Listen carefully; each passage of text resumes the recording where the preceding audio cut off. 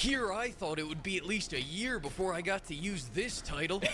I've never been so wrong in my whole life. Gotham Knights is a steaming pile of dog shit that follows in the footsteps of I played it. titles It sucks. like Marvel's Avengers and Saints Row by hiring the top guys for top dollars so that they can perfectly concoct the most generic, boring 2022 AAA game ever, and also some devilish temptation.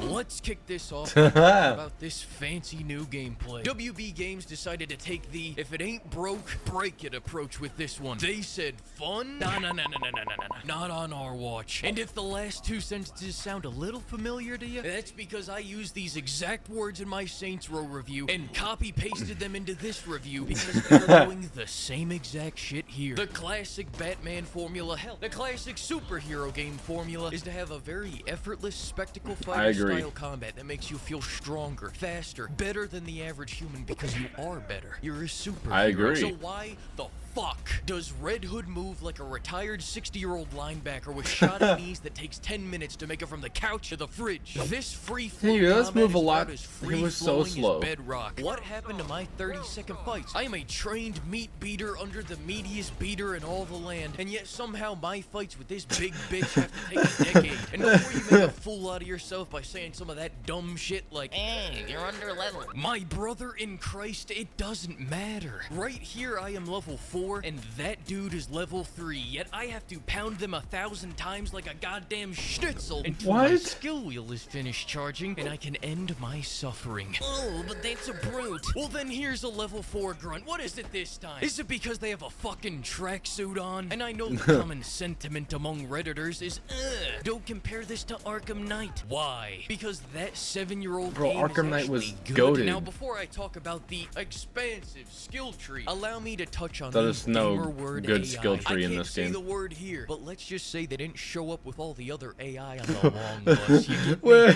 Where is he going? Don't you worry, I'm gonna get you back home to your big-ass family. You go look that way. One time I was nearing the end of a mission and the game said, "Oh, you gotta sneak by all those guards." Then I sneak by them. Go ahead and do it. Alert all the guards, and in a light jog, not even pressing the sprint button, mind you, I made it to the exit, looked back, and somehow they all lost me. Then I went outside where they didn't shoot me and went until all these beautiful policewomen walked into an invisible wall not even 2 minutes later. I'd like to pause the video right here to remind you this is one of the first $70 games on consoles. Now let's talk about that expansive skill tree. Alright, skill tree. Made a game that focused on one character alone because Jesus Christ, I've stepped in puddles that are deeper than this skill tree. Each character has 3 skill trees for the 3 different archetypes, but you only actually get 1 regular combat ability from every tree, and the rest is just a bunch of filler buffs to pad it out. And once I got that 1 new ability, all my excitement for leveling up was gone because I had nothing left to look forward to. One Polish father made a game that has 100 times the skill tree this does because you actually keep unlocking new abilities until the very end of the game. Big concepts here, people. And if one Polish father can do it, by God, you scrappy upstart WB Games,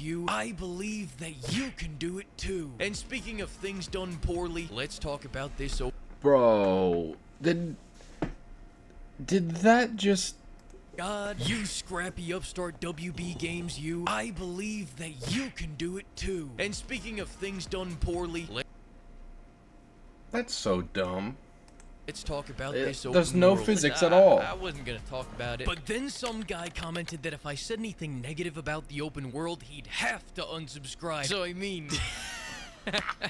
You know I have to do it too. I've seen corpses with more life than this city. This feels more like a generic there's no one around city with a lot of fog and neon rather than the actual Gotham City we saw in Arkham Knight. And that's being kind considering the empty streets, downgraded graphics, lack of people collision physics, lack of vehicle collision physics, which is hidden behind the annoying auto dodging feature. And hang on, let me do the train test real quick. Yep, didn't budge an inch. And while we're on the topic, how the hell do you break an 80-story fall by grapple hooking into the big J-Man's balls? That's just some fleek thoughts with the fleek big for J-Man's you. balls. I hope I answered your ultimatum properly. Now go and subscribe. Do it, bitch.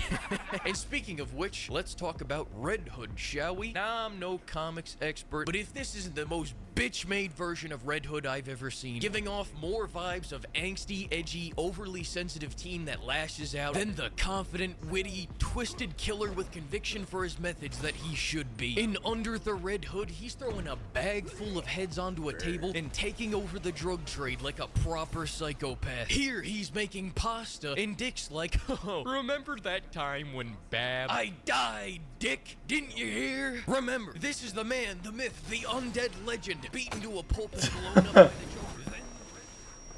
And they have this man sending emails about snickerdoodles and playing Just Fucking Dance. But wait, there's more. Why is he now playing that he's Just going Dance? through therapy, he's in a I didn't get to that transitional part. phase, and he doesn't kill people anymore. What is this great value Red Hood?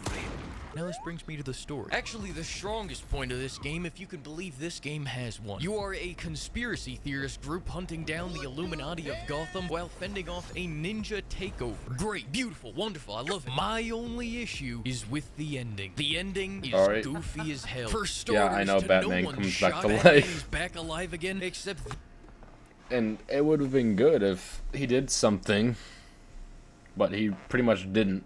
This time, thanks to the Lazarus Pit, he's got a demon in him. So now you have Oh wow, huge health bar. to perform a 300 bullet exorcism, and then great, Batman is back, baby. What are we gonna do, team up? That's right, they brought back Batman just so that they could kill him again. However, Okay, no, hold on. I want you to look at something.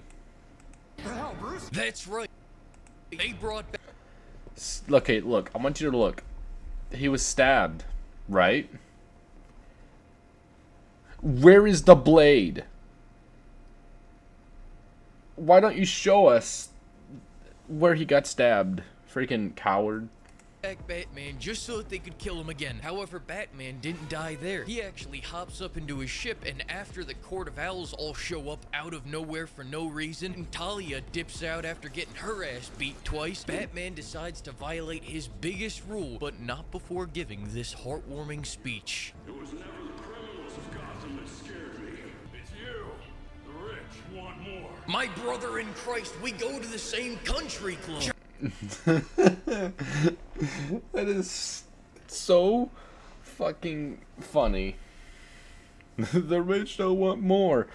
Fucking Bruce Wayne the billionaire saying that. Your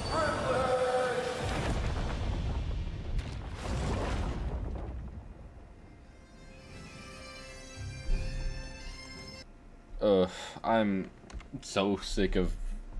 I'm so glad video games don't suck as bad, but definitely still suck. Anyway.